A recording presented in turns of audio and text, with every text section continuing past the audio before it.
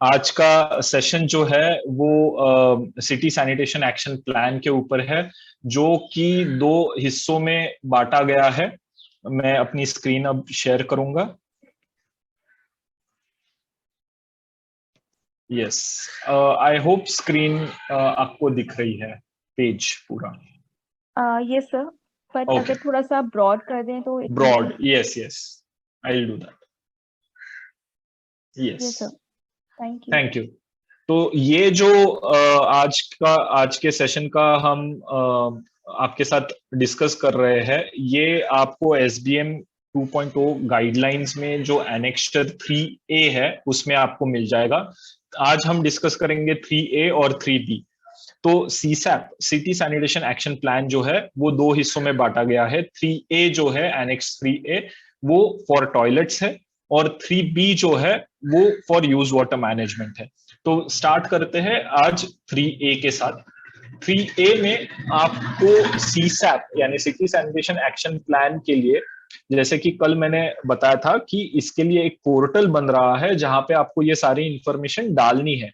However, portal बनने के पहले ही आप इस टेम्पलेट का इस्तेमाल करते हुए आप सारी इंफॉर्मेशन इकट्ठा करके रख सकते हैं, ताकि जब ये पोर्टल चालू हो जाए आप ये सारे इंफॉर्मेशन तुरंत उसमें अपडेट करके स्टेट गवर्नमेंट और नेशनल गवर्नमेंट को भेज सके।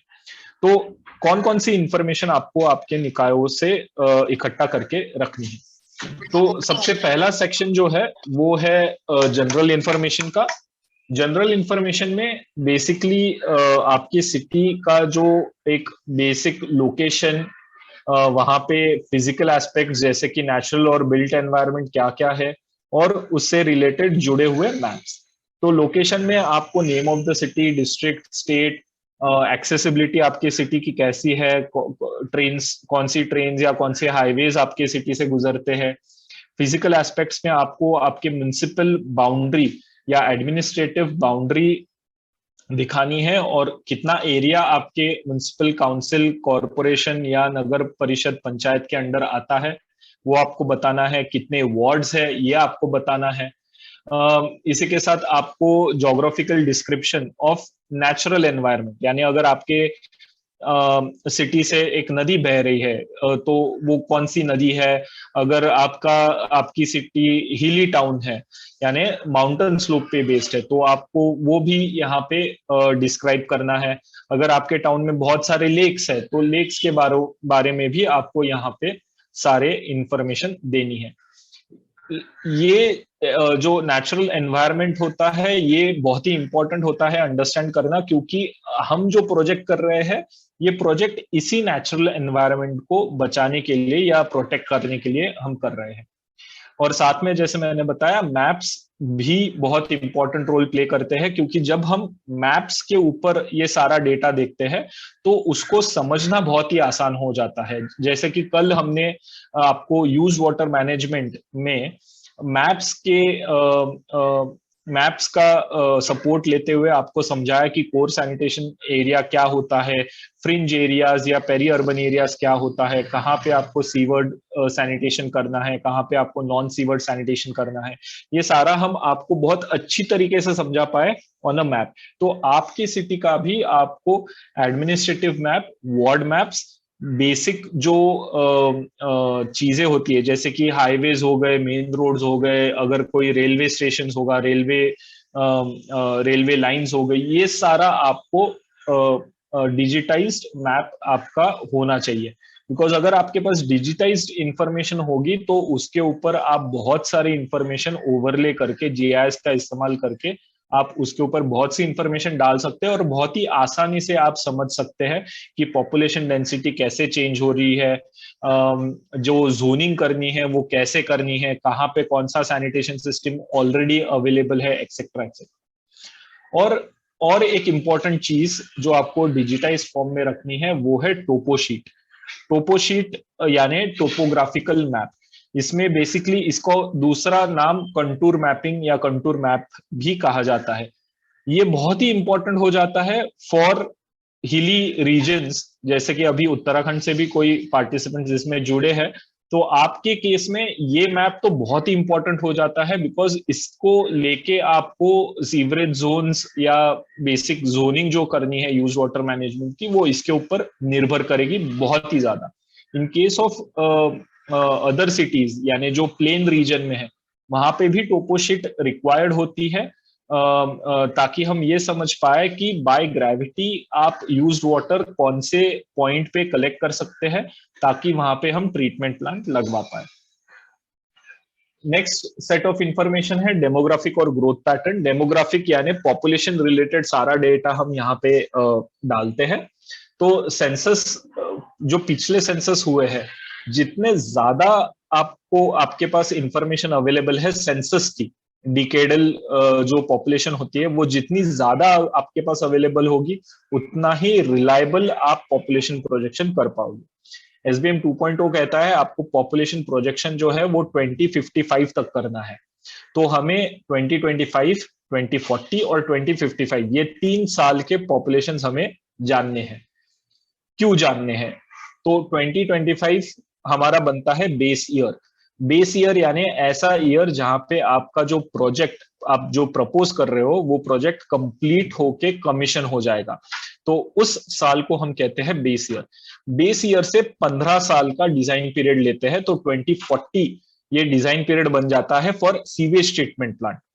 जो भी ट्रीटमेंट फैसिलिटीज बनते हैं वो सीपीएचईओ मैनुअल के अनुसार उनका डिजाइन पीरियड 15 इयर्स का होना चाहिए।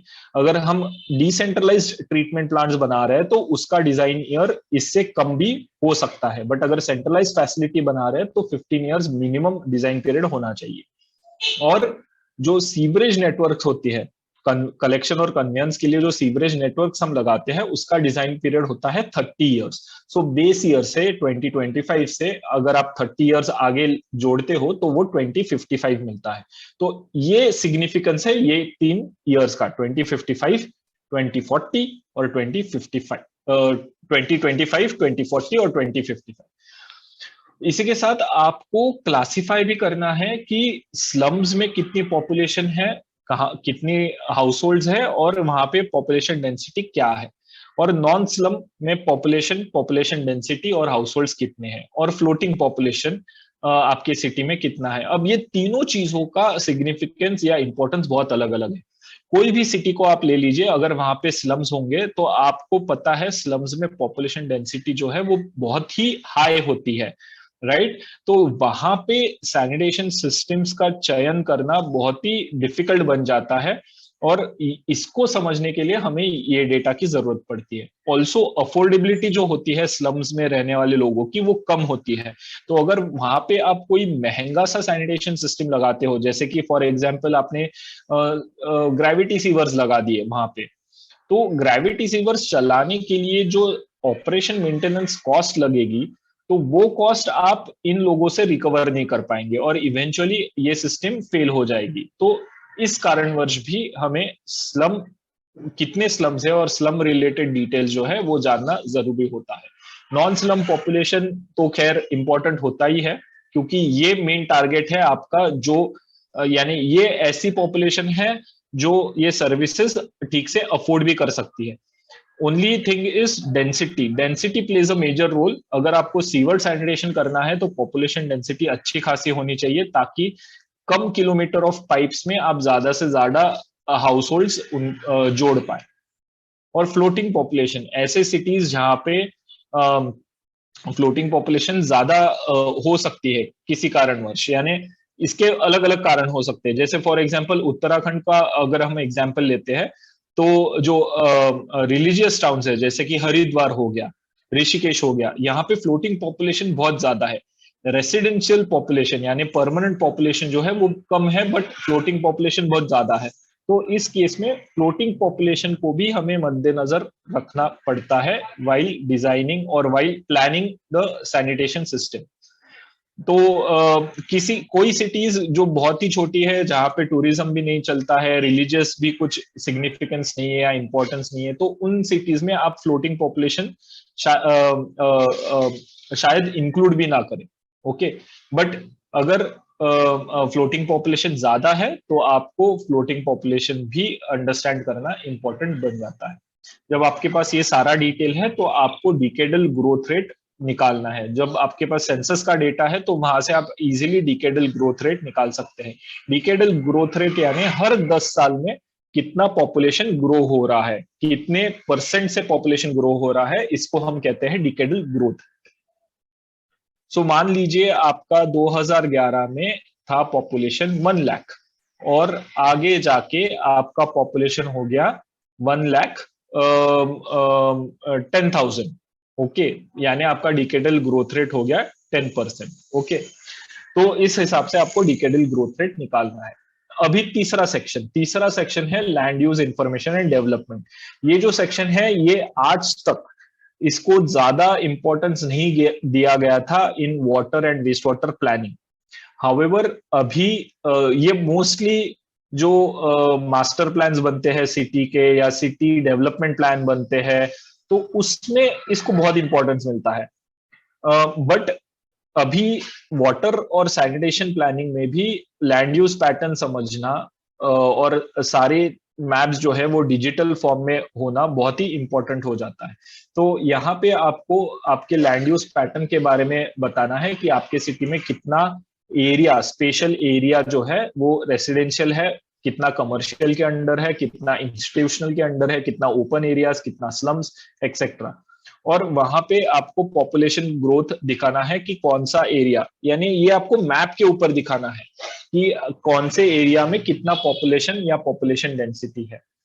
और 3B में हम और अलग तरह के मैप्स देखते हैं जिसमें आपको दिखाना है मैप के ऊपर कि वार्ड वाइज हो गया या सिटी वाइज हो गया, आपको रेसिडेंशियल पॉकेट्स कहाँ पे है, कमर्शियल पॉकेट्स कहाँ पे है, institutional, slums, green cover, open land, ये कहाँ कहाँ पे है। ओपन लैंड का इंपॉर्टेंस ये है कि आपको जब भी ट्रीटमेंट फैसिलिटी लगाना चाहते हो तो आप यूएलबी के पास कौन कौन से लैंड्स अवेलेबल है ये हमें उससे मिलता है। इसके बाद हम बढ़ते हैं सेकंड सेक्शन के ऊपर, जिसमें फोर्थ सेक्शन है एक्सेस टू टॉयलेट। यहाँ पे हम एक्सेस टू टॉयलेट का सारा डिटेल्स डालते हैं starting with individual toilets. So households में कितने हाउसहोल्ड्स के पास टॉयलेट्स है जो कि सैनिटरी टॉयलेट्स है, कितने हाउसहोल्ड्स के पास इनसैनिटरी टॉयलेट्स है, और कितने हाउसहोल्ड्स के पास सेप्टिक टैंक विदाउट सोक अवे है, यानी incomplete on site sanitation system है। ये नंबर्स आपको निकालने हैं। सैनिटरी टॉयलेट्स यानी ऐसे टॉयलेट्स जो लिंक्ड है septic tank with soak pit. Insanitary toilets यानी सिंगल पिट या ट्विन पिट, या ऐसे टॉयलेट्स जो डायरेक्टली ओपन ग्राउंड या नाले से कनेक्टेड है।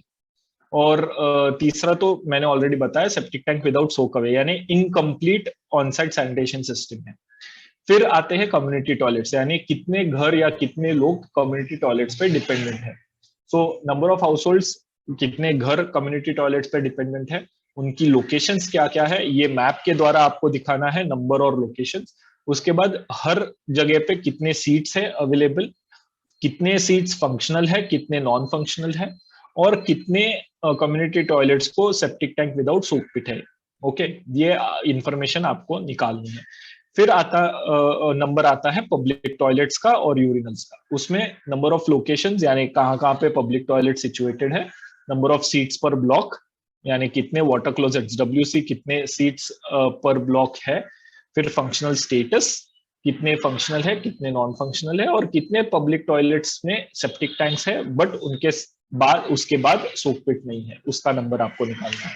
और एंड में ओपन डिफिकेशन। अभी बहुत से सिटीज में ओपन डिफिकेशन का नंबर बहुत ही इनसिग्निफिकेंट हो गया है, या ऑलमोस्ट ODF भी हो चुके हैं सिटीज सारे, राइट। तो आपको OD स्पॉट्स अगर होंगे बाय चांस तो वो आपको यहाँ पे मैप के थ्रू दिखाना है। उसके बाद ऑपरेशन मेंटेनेंस के बारे में आपको यहाँ पे इंफॉर्मेशन देनी है, जैसे कि आप सिटी ने बाय लॉ निकाल के ये नोटिफाई किया है कि नहीं कि कम्युनिटी टॉयलेट्स का इस्तेमाल करने के लिए क्या यूजर चार्जेस कलेक्ट करने हैं हाउस होल्ड से या लोगों से। सिमिलरली पब्लिक टॉयलेट्स को इस्तेमाल करने के लिए क्या यूजर चार्जेस बताए गए हैं। रिस्पॉन्सिबल एजेंसी कौन सी है, बहुत से शहरों में हमने देखा है कि आइदर म्युनिसिपल ULB खुद निकाय खुद इन CTPTs का ऑपरेशन मेंटेनेंस करता है, या बहुत बार ये आउटसोर्स कर दिया जाता है टू सम एनजीओ या सीबीओ जो इसका रख रखाव और देखभाल करती है। और कंप्लेंट रिड्रेसल सिस्टम के तौर पे आपके यहाँ पे क्या है, आपके यहाँ पे ऐसा कोई रजिस्टर या कुछ मेंटेन होता है जहाँ पे आप जो आई कंप्लेंट है वो कंप्लेंट रजिस्टर होती है, और उसका निवारण कैसे होता है, इसके डिटेल्स आपको यहाँ पे देने हैं। उसके बाद service level benchmark, access to toilet as पर एसएलबी 100% होना चाहिए, आपका कितना है वो आपको यहाँ पे बताना है। और मैप, कम्युनिटी टॉयलेट्स और पब्लिक टॉयलेट्स कहाँ कहाँ पे लोकेटेड है इसका मैप आपके पास होना चाहिए। उसके बाद third section institutional and governance में हम देखते हैं इंस्टीट्यूशनल फ्रेमवर्क, जैसे कि रेगुलेटरी फ्रेमवर्क में म्युनिसिपल सैनिटेशन बायलॉज नोटिफाई किए गए हैं कि नहीं, उस बायलॉज में टैरिफ स्ट्रक्चर दिया गया है कि नहीं, यानी अगर आप किसी घर को सीवरेज कनेक्शन लेना है तो उसको कितने पैसे भरने पड़ेंगे, फिर सीवर चार्जेस कितने हैं, फिर अगर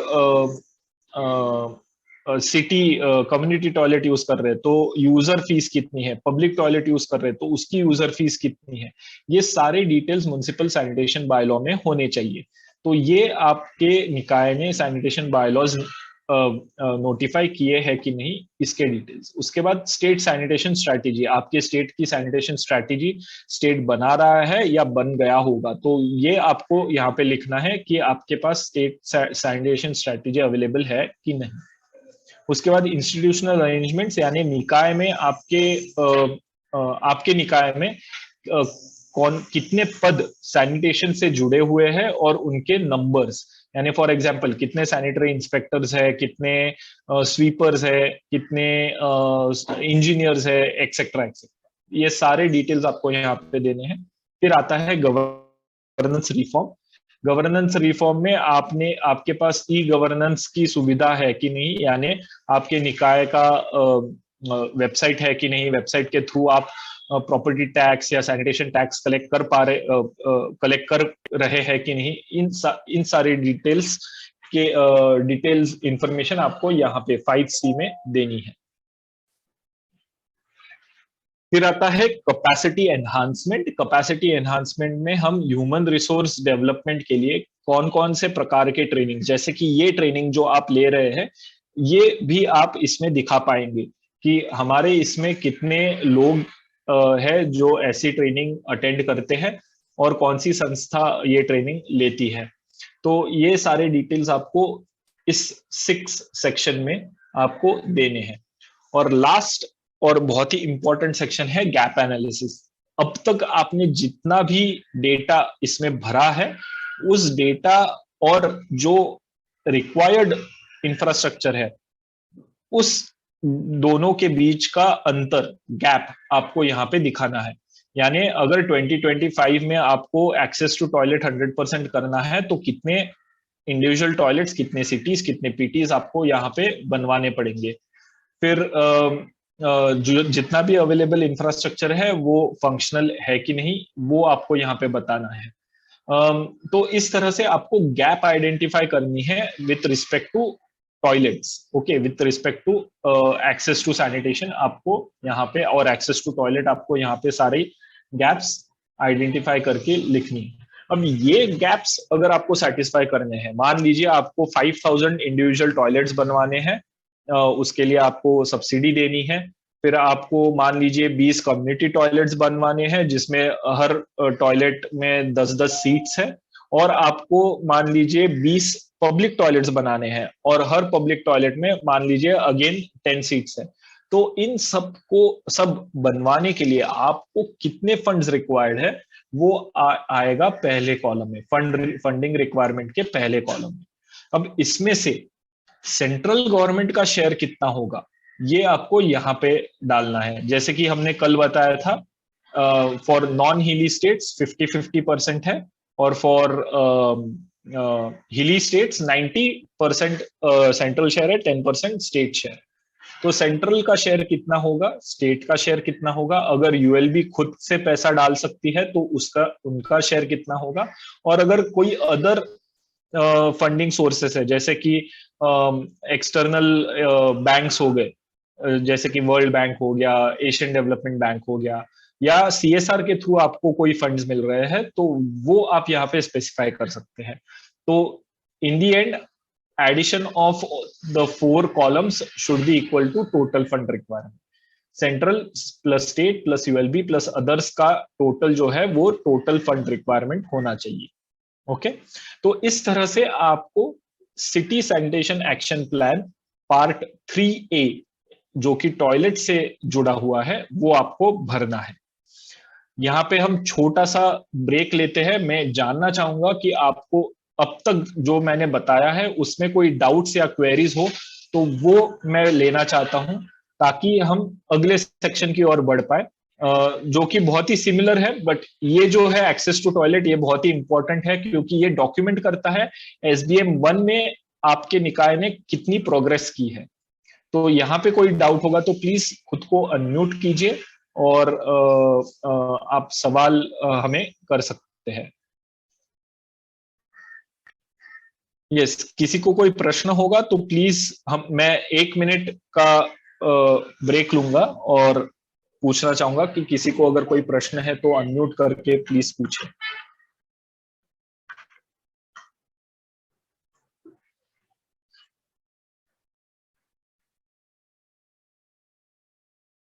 ओके, ठीक है। Hello hello, yes.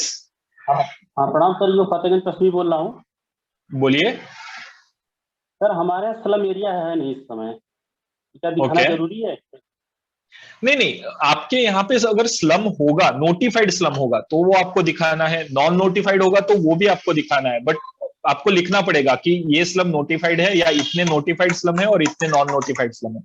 अगर आपके सर हमारा स्लम नहीं है तो आप नो, 0 स्लम्स ये भी लिख सकते हैं वहां पे। जरूरी नहीं है कि हर सिटी में स्लम हो। Thank you sir. Okay, yes. जी आपकी आवाज नहीं आ रही है। मैनपुरी।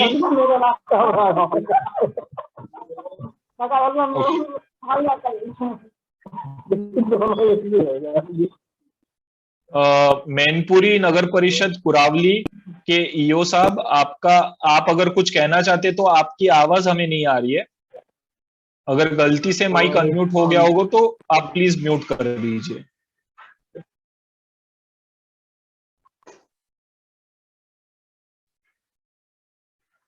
ओके, शायद उन्हें कोई सवाल नहीं है। हेलो। सर मैं बोलिए। नगर निकाय धंडेरा से बोल रहा हूँ उत्तराखंड से। बोलिए। जो स्लम की जो डेफिनेशन है, क्या उसमें कोई चेंजेस हुए हैं कि जैसे हम आज के टाइम अगर हम सर्वे करें स्लम का तो उसका क्या बेसिक कुछ डेफिनेशंस क्या है उसमें अगर देखा जाए तो? स्लो, अगर सैनिटेशन के पॉइंट ऑफ व्यू से हम स्लम्स को देखते हैं तो उसका बेसिकली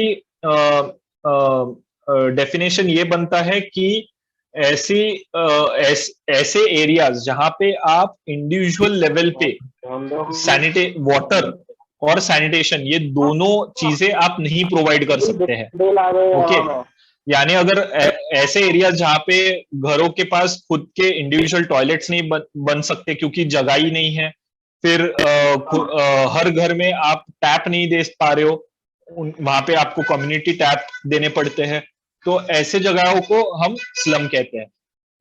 स्लम के डेफिनेशन में और बहुत सारी चीजें जुड़ी होती है जिसके लिए मैं इस सेशन के बाद आपको सॉर्ट ऑफ चैट बॉक्स के द्वारा आपको एक एग्जैक्ट डेफिनेशन निकाल के दे दूंगा। आप अगर अपने सिटी का कोई सिटी डेवलपमेंट प्लान या मास्टर प्लान बन रहा है, या तो स्टेट नहीं, सॉरी, डेवलपमेंट अथॉरिटी जो होती है जिनके पास यूजुअली लैंड यूज मैप्स होते हैं, तो उनसे भी आप कंसल्ट कर सकते हैं जानने के लिए कि आपके सिटी में कहां कहां पे स्लम्स है। Okay sir. ओके, डिटेल पूरी पॉइंट। हेलो। एक चीज और सर, मैं कह रहा हूँ, हाँ। जैसे आपने हमें डीपीआर दिखाई है एग्जांपल के तौर पे ना, सर एक मिनट, और कोई पार्टिसिपेंट का माइक चालू है और ठीक से हमें सुनाई नहीं दे रहा है। अब Chetna, can you mute Mainpuri NP Kurawali EO please? Yes, thank you. हाँ सर, यस प्लीज। हाँ, अनम्यूट कीजिए। आप अगर बात कर रहे हैं तो सुनाई नहीं दे रहा है, म्यूट हो गया है आपका। नगर पंचायत धंडेरा। हाँ आवाज आ रही है हाँ, सर? यस यस, अभी आ रही है, बताइए। जैसे आपने कुछ एग्जांपल दिखाए ना पुराने की, भाई आपने जो अपना जो आपने एसटीपी प्लांट बनाए हैं या उनके साथ जो कन्वर्जन एंड डाइवर्जन की जो एग्जांपल दिखाए हैं ना उनकी डीपीआर वगैरह की, तो हम चाह रहे हैं कि आप वो हमें अवेलेबल हो पाए तो हमको एक बार स्टडी कर लें क्या क्या स्थिति है उनकी। ओके, आपको ये सारे डिटेल्स जो है ये चेतना जी और अजीत जी, चेतना जी जो वॉश इंस्टीट्यूट से है और अजीत जी जो आरसीएस लखनऊ से है, ये आपको प्रोवाइड कर देंगे स्टडी के लिए। ओके ओके ओके, चलिए, अगर कोई प्रश्न नहीं होगा तो हम आगे बढ़ते हैं। और आगे का सेक्शन जो है वो है city sanitation action plan for used water management. अब तक हमने देखा कि टॉयलेट्स, एक्सेस टू टॉयलेट्स के बारे में हमें क्या क्या इंफॉर्मेशन देनी है, और 2025 तक कितने टॉयलेट्स बनाने पड़ेंगे, उसकी लागत कितनी लगेगी, वगैरह वगैरह, ये सारे डिटेल्स हमको 3A में देने थे। अब हम टॉयलेट्स के आगे के जो हिस्सा आता है, कलेक्शन, कन्वेंस, ट्रीटमेंट, डिस्पोजल, उसके बारे में हम जानेंगे कि सीसैप में, सिटी सैनिटेशन एक्शन प्लान में, हमें क्या क्या डिटेल्स डालनी है। तो अगर आप देखेंगे तो 3B इसमें जो पहले के 2 से 3 सेक्शन है वो सेम है। फॉर एग्जांपल जनरल इंफॉर्मेशन में लोकेशन, फिजिकल एस्पेक्ट, ये सारा सेम है। उसके बाद डेमोग्राफिक एंड ग्रोथ पैटर्न, ये भी सारा सेम है। ओके, तो जो इंफॉर्मेशन आपने 3A में भरी है वही इंफॉर्मेशन आपको 3B में भरनी है। आपको ये ध्यान में रखना है कि ये दोनों इंफॉर्मेशन सेम हो। ओके, अगर इसमें कुछ आपने 3A में अलग भरा और 3B में अगर आपने अलग भरा तो क्वेरी आ जाएगी और आपका जो प्लान है वो स्टक हो जाएगा, वो आगे नहीं बढ़ेगा। तो आपको ये ध्यान में रखना है कि जो इंफॉर्मेशन हो वो मैच कर रही हो इन 2 से 3 सेक्शंस के लिए। थर्ड सेक्शन भी सेम है, land use information and development, जिसमें आपको सारे मैप्स दिखाने हैं। चेंज स्टार्ट होता है बी सेक्शन से। बी सेक्शन में हमें देनी है टेक्निकल इंफॉर्मेशन।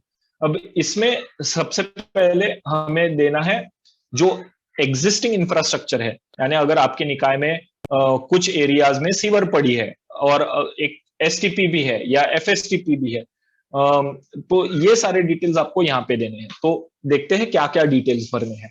तो सबसे पहले हमें बताना है कितने ट्रीटमेंट प्लांट्स आपके सिटी में हैं। अब ये सेंट्रलाइज्ड भी हो सकते हैं, ये डिसेंट्रलाइज्ड भी हो सकते हैं, दोनों के नंबर्स आपको यहाँ पे डालने हैं।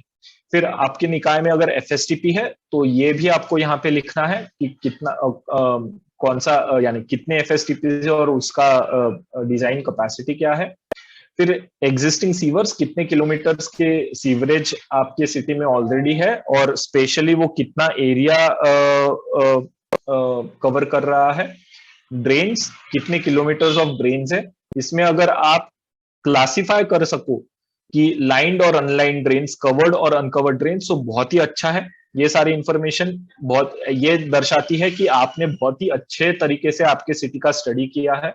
तो जितना डिटेल इंफॉर्मेशन आप भरोगे उतना ही आसानी जाएगी स्टेट लेवल कमेटी को आपका ये प्लान अप्रूव करने के लिए। उसके बाद नंबर ऑफ सेसफुल टैंकर्स आपके और प्राइवेट ऑपरेटर्स, ये दोनों के नंबर्स आपको यहाँ पे लिखने हैं। फिर फंडिंग एजेंसीज एंड अमाउंट, अगर आपने अमृत के थ्रू, SBM 1 के थ्रू या कोई एक्सटर्नल एडेड प्रोजेक्ट है, वर्ल्ड बैंक या ADB या ऐसे कुछ, तो इनके थ्रू अगर आपने कुछ फंडिंग ली है तो उसके डिटेल्स आपको यहाँ पे देने हैं। जैसे कि कुछ सिटीज हमें पता है कि फंडेड प्रोजेक्ट्स के थ्रू उनको FSTPs मिले हैं। कुछ सिटीज ऐसे हैं जिनमें CSR के थ्रू बहुत सारे ड्रेन्स या सीवर्स या ट्रीटमेंट प्लांट्स के बहुत सारे काम किए गए हैं, तो वो सारे डिटेल्स आपको यहाँ पे 4A में भरने हैं। फिर बढ़ते हैं, फिर आते हैं 5 के ऊपर, जो कि सीवेज मैनेजमेंट यानी यूज वाटर मैनेजमेंट पे है। यहाँ पे आपको करंट बेस ईयर यानी 2025, 15th ईयर यानी 2040 और 30 ईयर यानी 2055 में कितना सीवेज या यूज वाटर जनरेट होगा इन MLD, ये आपको लिखना है। सो आपको बेसिकली ये देखना है कि मान लीजिए आपका 2022 में एक पॉपुलेशन है, उस पॉपुलेशन को आप वाटर सप्लाई कर रहे हैं मान लीजिए 70 LPCD से। सो population multiplied by 70 LPCD multiplied by 80%, okay, ये आपको देगा। ऑफ कोर्स आपको लीटर्स को मिलियन लीटर्स में कन्वर्ट करना पड़ेगा। ये आपको देखा कि करंटली 2022 में आपके निकाय में कितना यूज वाटर जनरेट हो रहा है। सिमिलरली 2025 में मान लीजिए आपको ये लगता है कि वाटर सप्लाई ऑगमेंट हो जाएगा, 70 से 90 LPCD हो जाएगा, तो 2025 के population multiplied by 90 LPCD multiplied by 80% will give you कि यूज वाटर जनरेशन पूरी सिटी में कितना होने वाला है। मान लीजिए 2040 में आपको लगता है कि आपको फंडिंग मिल जाएगी और आपका वाटर सप्लाई 135 LPCD तक चला जाएगा, तो 2040 की population multiplied by 135 multiplied by 80% will give you कि यूज वाटर जनरेशन 2040 में कितना होगा। तो आपको आपका वाटर सप्लाई समझते हुए यूज्ड वाटर का जनरेशन निकालना है, ना कि ब्लैंकेटली ब्लाइंडली 135 LPCD का उपयोग करते हुए। क्योंकि अगर आप ब्लाइंडली 135 LPCD डालोगे तो आपके नंबर्स बहुत बड़े आएंगे और उतना फंडिंग आपको मिलेगा नहीं। इसलिए आपको जो वाटर सप्लाई है वो वाटर सप्लाई को समझते हुए आपको यूज वाटर जनरेशन निकालना है। उसके बाद आता है कलेक्शन एंड कन्वेंस, जिसमें नेटवर्क कवरेज के बारे में हम इंफॉर्मेशन डालते हैं। सबसे पहले कि प्रेजेंट पॉपुलेशन, कितनी पॉपुलेशन सीवरेज नेटवर्क से जुड़ी हुई है और कितनी पॉपुलेशन सीवरेज नेटवर्क से नहीं जुड़ी हुई है। उसके बाद सेप्टेज की शेड्यूल डीस्लजिंग, यानी हर 3 साल के अंतराल में डीस्लजिंग सेप्टिक टैंक्स की हो रही है कि नहीं, ULB कर रही है या लाइसेंस्ड ऑपरेटर कर रहे हैं, ये डिटेल्स यहाँ पे डालने हैं। उसके बाद drainage related information, length of drains, material of drains, lined है अनलाइंड है, 2 फीट से चौड़े ड्रेन्स है या उससे छोटे ड्रेन्स है, कवर्ड है अनकवर्ड है, इन ड्रेन्स के आउटफॉल्स कितने हैं आउटफॉल्स यानी वो जगह जहाँ पे ये ड्रेन्स जाके मिलते हैं आइदर कोई भी सरफेस वाटर बॉडी को, यानी तालाब को या रिवर को, नदी को अगर जाके मिलते हैं तो उस पॉइंट को हम आउटफॉल कहते हैं। तो कितने आउटफॉल्स है, क्योंकि बहुत बार ऐसे होता है कि छोटे छोटे नाले जो है वो जुड़ के बड़े नाले में ट्रांसफॉर्म हो जाते हैं और ये बड़ा नाला जाके मिलता है रिवर को या कोई लेक को। तो नंबर ऑफ आउटफॉल्स आपके नंबर ऑफ ड्रेन से काफी कम भी हो सकते हैं। उसके बाद एक हमारे यहाँ वार्ड नंबर 1 में कोई 11 kV की आपकी लाइन है, उसका शायद सेकंड बन गया है, जैसा कि यहाँ हेलो ओके। उसके बाद आउटफॉल लोकेशंस, आपको आउटफॉल लोकेशंस बताने हैं कि ये आउटफॉल कहाँ पे है, रिवर में है, सरफेस वाटर बॉडी में है, ओपन लैंड में है, और उनके लोकेशंस ऑन अ मैप अगर आप दिखा पाओ तो बहुत ही बेहतर होता है। 5C में हम ट्रीटमेंट प्लांट, ट्रीटमेंट फैसिलिटी के बारे में डिटेल्स देते हैं कि आपके यहाँ पे यूज वाटर ट्रीटमेंट फैसिलिटी है या नहीं, अगर है तो कौन सी टेक्नोलॉजी और कितने कैपेसिटी की है MLD में, करंटली क्या यूटिलाइजेशन है। मान लीजिए आपके यहाँ पे 10 MLD का प्लांट है और अभी उसमें सिर्फ 2 MLD पानी आ रहा है, यानी उसमें हो गया 20% यूटिलाइजेशन, तो ये आपको लिखना है। यूज वाटर ट्रीट कितना हो रहा है और को ट्रीटमेंट के द्वारा कितना सेप्टेज ट्रीट हो पा रहा है वहां पे, और रीयूज के लिए ट्रीटेड वाटर अगर एनियोरोबिक डाइजेशन हो रहा है तो मीथेन गैस, और अगर सीवेज स्लज के द्वारा जो बायोसॉलिड्स निकलते हैं वो, तो इनके डिटेल्स भी आपको यहाँ पे डालने हैं कि इसमें से कितना एंड प्रोडक्ट रीयूज हो रहा है और कितना एंड प्रोडक्ट आप सेफली डिस्पोज ऑफ कर रहे हो। सेप्टेज ट्रीटमेंट के लिए आपके पास एफएसटीपी है या नहीं, ये डिटेल आपको यहाँ पे डालने हैं। Quantity of septage to be treated, यानी कितना कलेक्ट हो रहा है और ट्रीटमेंट फैसिलिटी पे कितना आ रहा है, वो डिटेल्स आपको यहाँ पे लिखने हैं। कौन सी टेक्नोलॉजी है और एफएसटीपी का कितनी कैपेसिटी है वो आपको यहाँ पे लिखना है। यूटिलाइजेशन लिखना है और रीयूज, एंड प्रोडक्ट में जो बायोसॉलिड्स और ट्रीटेड वाटर होता है या एनियोरोबिक डाइजेशन का बायोगैस होगा, तो उसमें से कितना एंड प्रोडक्ट रीयूज हो पा रहा है, ये सारे डिटेल्स यहाँ पे आएंगे। उसके बाद operation and maintenance. Operation and maintenance में आपको ये बताना है कि ये जो ट्रीटमेंट प्लांट या इंफ्रास्ट्रक्चर है उसको ऑपरेट और मेंटेन करने के लिए आप खुद कर रहे हैं या आपने कोई एजेंसी को आउटसोर्स किया है।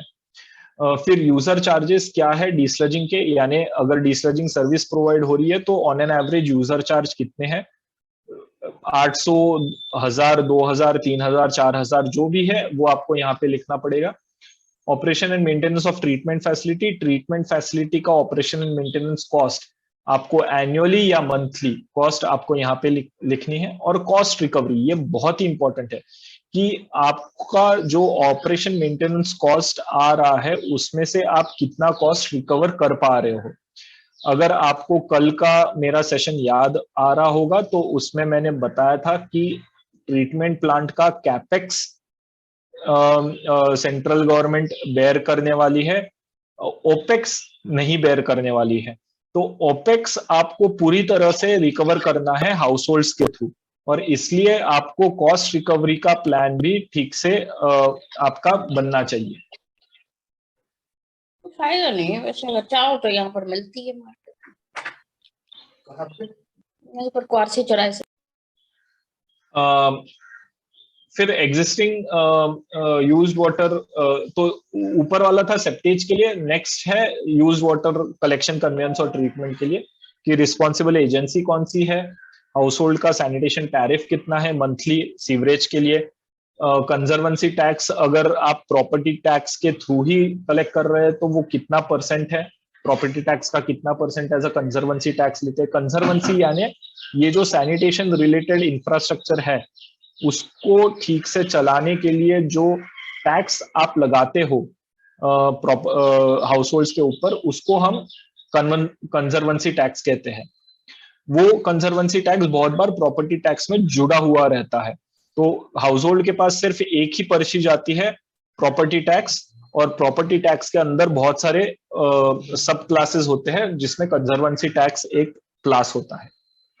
Operation maintenance cost of collection and conveyance, collection and conveyance यानी सीवरेज नेटवर्क का जो ऑपरेशन मेंटेनेंस है उसको मेंटेन करने के लिए कितना कॉस्ट आप स्पेंड कर रहे हो, और कॉस्ट रिकवरी।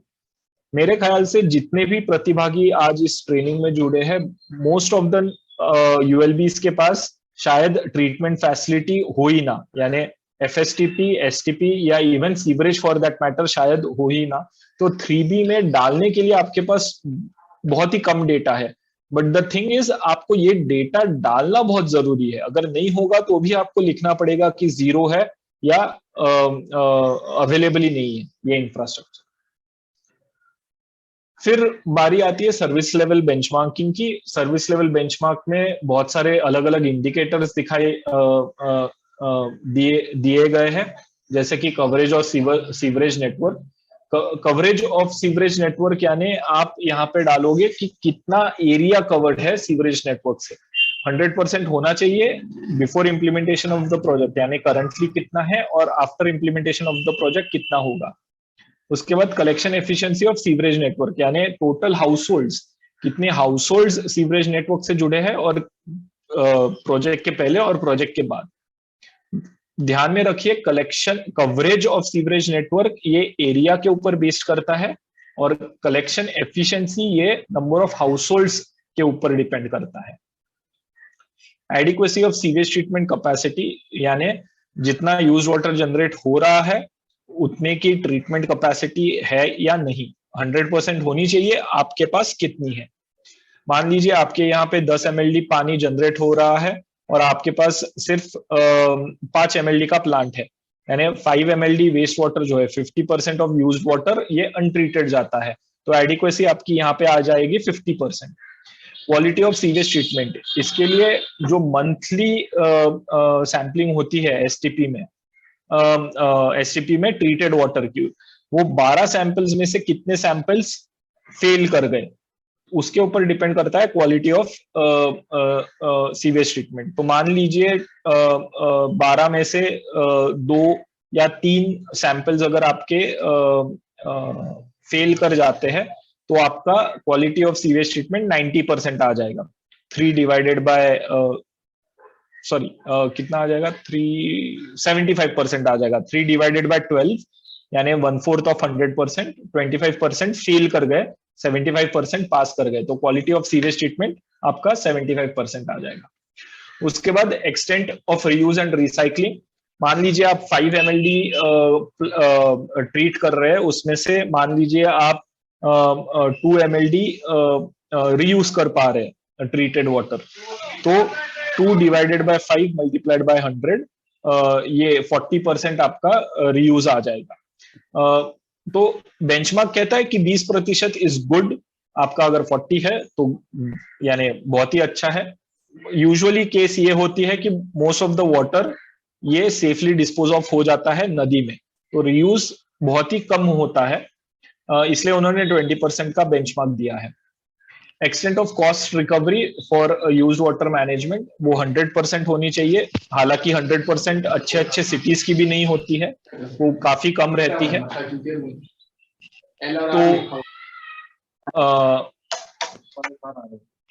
तो आपको वहां पे एक्सटेंट ऑफ कॉस्ट रिकवरी आपको वहां पे लिखनी है। मैं पार्टिसिपेंट से अनुरोध करूंगा कि वो अपने माइक्स म्यूट करे प्लीज। Thank you. उसके बाद efficiency of redressal of customer complaints, यानी मान लीजिए आपको पूरे साल में 100 कंप्लेंट्स आ गए और उन 100 कंप्लेंट्स में से आपने मान लीजिए 60 कंप्लेंट्स ठीक से रिजॉल्व कर दिए, यानी 60% आपकी एफिशिएंसी हो गई रिड्रेसल की। तो बेंचमार्क कहता है 80% होनी चाहिए, आप 60 कर पाए, प्रोजेक्ट के पहले 60 कर पा रहे, प्रोजेक्ट के बाद कितने कर पा रहे, ये डिटेल आपको यहाँ पे डालना है।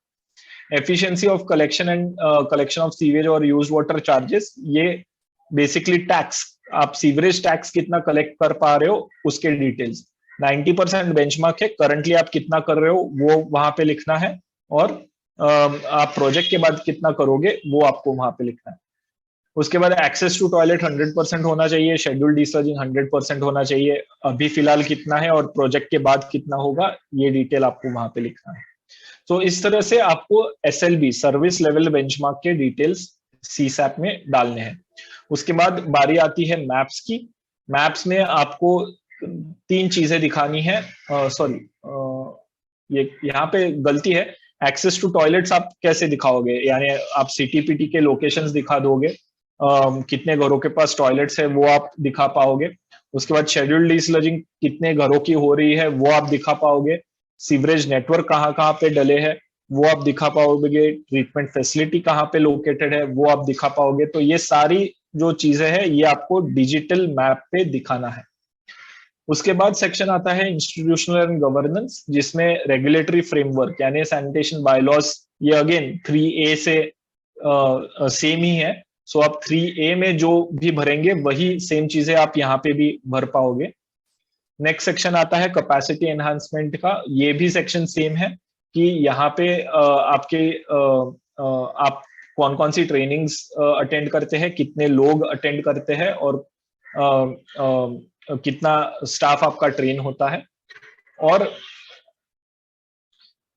बेस्ड ऑन द इंफॉर्मेशन जो आपने अब तक भरी है उसको एनालाइज करते हुए आपको गैप एनालिसिस करना है। गैप एनालिसिस में आपको ये बताना है कि 2025 में अगर आपको कितना sort of access to sewerage network achieve करना है, कितना लेंथ ऑफ सीवरेज नेटवर्क डालना है, अगर आपको एसटीपी लगवाना है तो एसटीपी कितने कैपेसिटी का लगेगा, तो ये सारे डिटेल्स आपको यहाँ पे डालने हैं। कितना फंक्शनल है, नॉन फंक्शनल है, एग्जिस्टिंग इंफ्रास्ट्रक्चर, ये सारे डिटेल्स यहाँ पे जाएंगे। और इन दी एंड आपको कौन कौन से चीजों के डीपीआर बनाने पड़ेंगे ये भी आपको नोटिफाई करना है कंक्लूजन्स में। तो आईएनडी एसटीपी आप करने वाले हो तो आईएनडी एसटीपी का डीपीआर आपको बनाना पड़ेगा। अगर को ट्रीटमेंट आप करने वाले हो एसटीपी में तो उसका डीपीआर बनाना पड़ेगा। अगर सीवरेज नेटवर्क आप लगाने वाले हो तो उसका डीपीआर बनवाना पड़ेगा। ड्रेन्स अगर आप रिहैबिलिटेट या रेनोवेट कर रहे हो तो उसका DPR. Recycling of used water, treated used water आप कर रहे हो तो उसका डीपीआर अलग से बनाना पड़ेगा। तो जितना भी इंफ्रास्ट्रक्चर प्रोजेक्ट्स आप बनाओगे या प्रपोज करोगे उस वो कौन कौन से रहेंगे और कौन कौन से डीपीआर बनेंगे, ये सारे डिटेल्स आपको यहाँ पे डालने हैं, क्योंकि डीपीआर बनाने की फीस भी आपको प्रोजेक्ट कॉस्ट में आप ऐड कर सकते हैं। तो जो जो इंफ्रास्ट्रक्चर आप प्रपोज कर रहे हो उसको कितना फंड लगेगा ये डिटेल्स यहाँ पे भरे जाएंगे। उसमें से अगर आप प्लेन रीजन से हो तो 50% सेंट्रल शेयर होगा। ये ध्यान में रखिए कि इसमें सीवरेज की कॉस्ट सेंट्रल नहीं देने वाली है, तो आपका टोटल फंड रिक्वायरमेंट से आपको सीवरेज की कॉस्ट हटाने के बाद जो 50% रहता है वो सेंट्रल शेयर जाएगा। स्टेट शेयर कितना होगा, इसमें सीवरेज की 100% कॉस्ट आएगी और रेस्ट ऑफ द चीजों की 50% कॉस्ट यहाँ पे आएगी फॉर प्लेन रीजन्स। और यूएलबी का शेयर या बाहर के कोई एजेंसी है उनके फंडिंग आ रहे हैं तो उसका शेयर यहाँ पे आ जाएगा।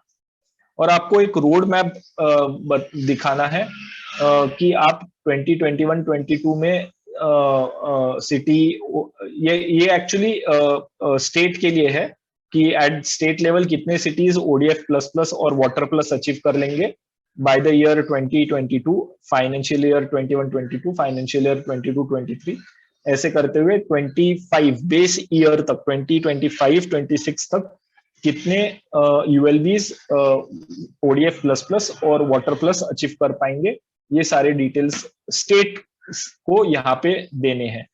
तो ये इस तरह से आपको सीसैप, सिटी सैनिटेशन एक्शन प्लान का पार्ट बी, जो कि यूज्ड वाटर मैनेजमेंट से जुड़ा हुआ है, वो आपको भरना है। तो अगर आपको इसी के साथ मेरा जो एक्सप्लेनेशन है वो खत्म होता है। आपको अगर कोई डाउट्स हो या क्वेरी हो तो प्लीज आप माइक अनम्यूट कीजिए और सवाल हमसे पूछिए।